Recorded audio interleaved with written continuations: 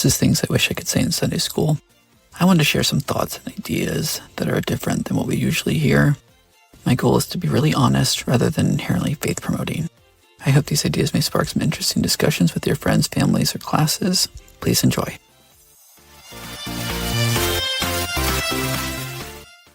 This is a lesson for October 27th through November 2nd and November 3rd through November 9th. Doctrine and Covenants sections 124 through 128. Today's topics are Nauvoo, Patriarchal Blessings, Relief Society, Baptisms for the Dead, and Joseph Smith and Masonry. After leaving Missouri, the church faced a dilemma of how to resettle its people. Should they disperse over a large area so they don't repeat a lot of the problems they've dealt with in Missouri and Ohio, so their voting power isn't so concentrated, creating huge animosity with non-Mormon locals? Or should they try to build up a new concentrated home again? The church chose to keep their followers close and bought a large area of swampy land along the Mississippi River at Commerce, Illinois. They drained the swamp and renamed it Nauvoo, which is supposed to be Hebrew for beautiful. Section 124 comes almost 2 years after Section 123. It contains instructions to build a temple in Nauvoo and the Nauvoo House, a kind of welcoming boarding house for visitors. I grew up visiting Nauvoo periodically. I saw the old pageant a couple of times and went to all the historical sites. I actually didn't realize they still did a pageant there. I thought it had ceased, like the Hill Cumorah pageant. I remember visiting the Nauvoo temple site when it was just cornerstones and I think a replica of one of the sunstones. I did an endowment session at the Nauvoo temple once in 2003, and I loved all the dark red wood on the interior. I also loved the murals in all of the rooms. Truly beautiful murals. I had been through the Idaho Falls Temple several times, and it also has murals in the endowment rooms, but the murals there are uninspiring. Nauvoo's are awesome. The Nauvoo period is a relatively stable time for the church, but the revelations recorded in the Doctrine and Covenants slows down a lot. There are a lot of significant things that happen, but a lot won't make it in the manual because it isn't part of the Doctrine and Covenants. The manual includes the creation of the Relief Society, even though it's not part of the Doctrine and Covenants. It does not include anything about Joseph Smith joining the Freemasons and how that influences the temple endowment ceremony. It doesn't mention Joseph Smith's presidential run. I will cover these things because I think they're important, even if the church would prefer to omit them. Next, I'm going to discuss patriarchal blessings because Hyrum Smith is made the church patriarch in section 124 after the death of Joseph Smith's father in 1840. Patriarchal blessings are kind of like the Mormon version of astrology. They often contain predictions about one's future. Most of the time, the predictions are inherently vague.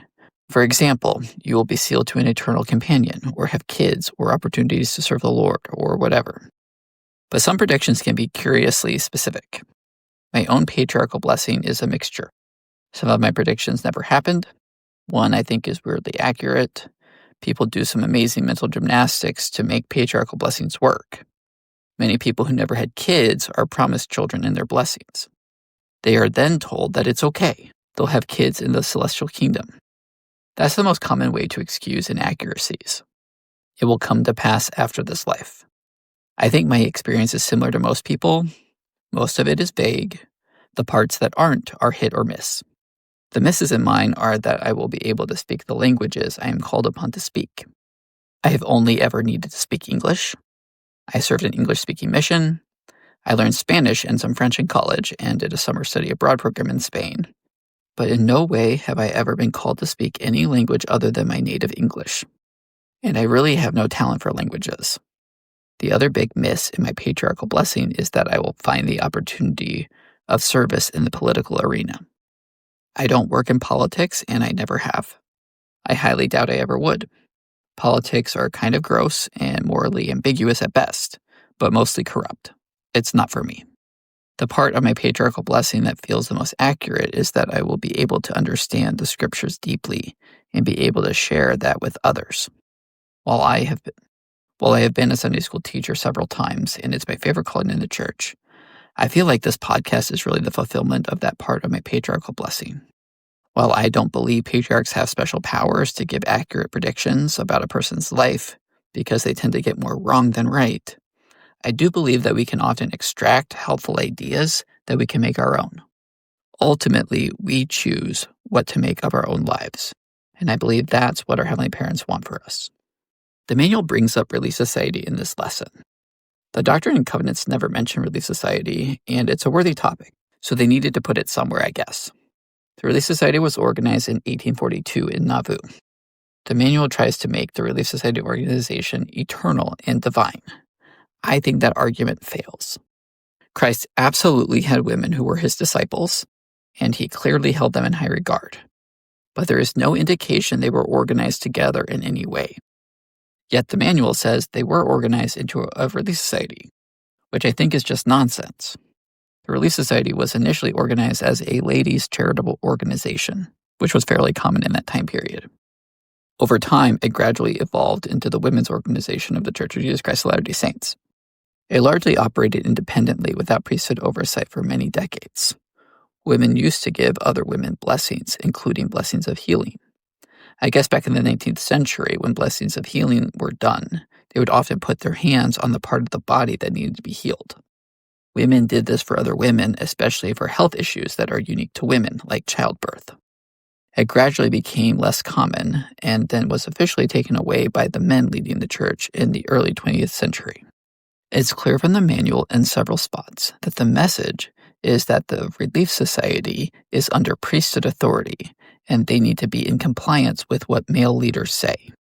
I think that message is wrong and gross and unjustifiable within the text and history. I think the Relief Society would function much better without male oversight. But I don't think our patriarchal church will ever do that in my lifetime. I'm also reminded of what President Hinckley said when asked about women being excluded from the priesthood, and he replied that there's no agitation for that. We don't find it. Our women are happy. They're satisfied.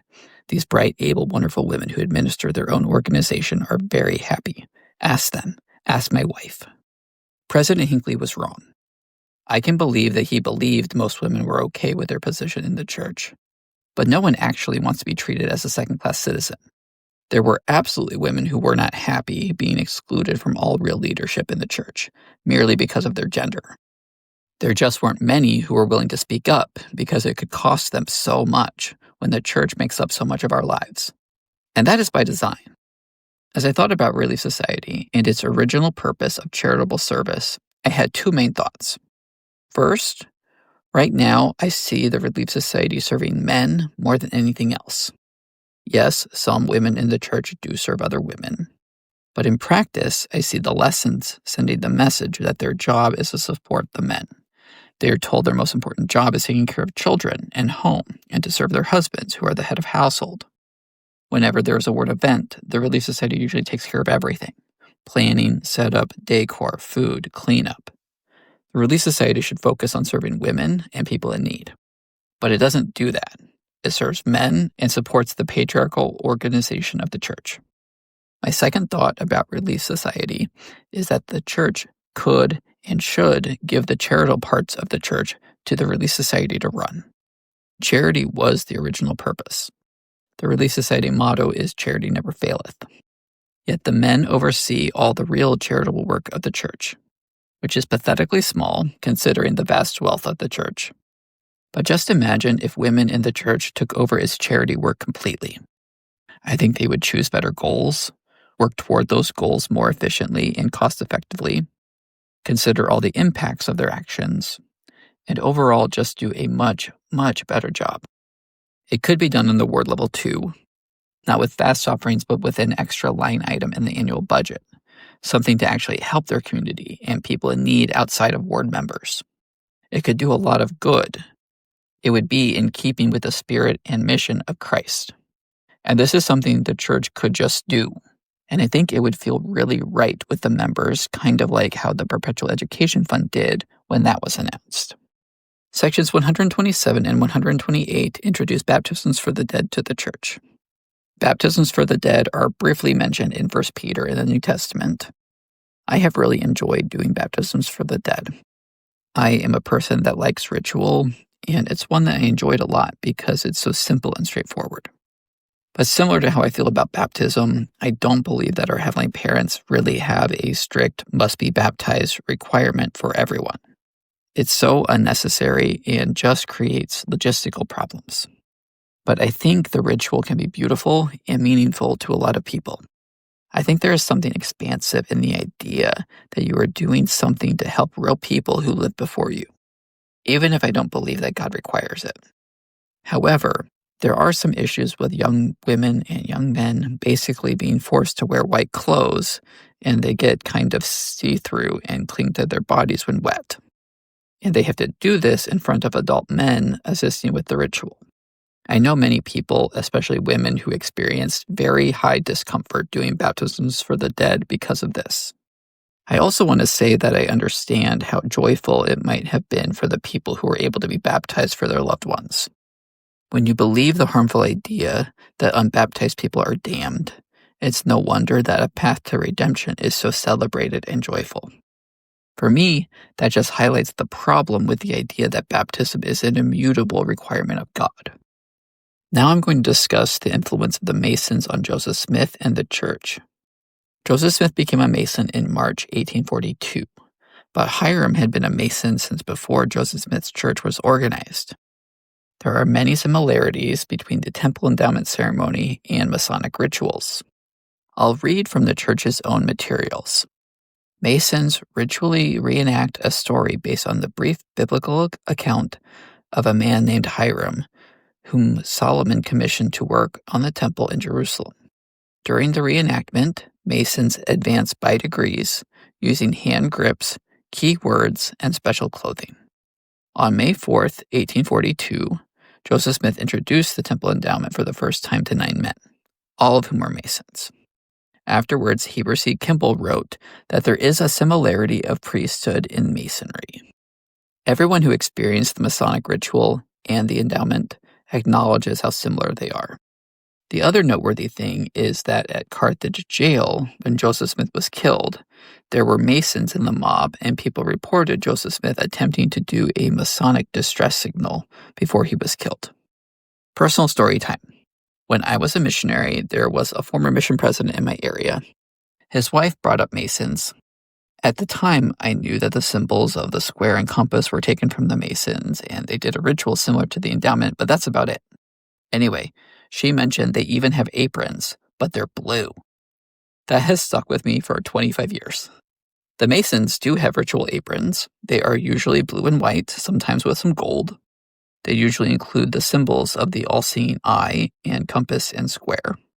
The church acknowledges that the endowment ceremony is similar to Masonic ritual because it is way too clear and obvious. They cannot get away with any other stance on it. The church still claims that the endowment ceremony was revealed to Joseph Smith by God. It's kind of hard to believe he divinely received a ritual so very similar to what he just experienced after joining the Masons 2 months prior. That's it for this week. Thanks for listening. Please share with family and friends. Until next time.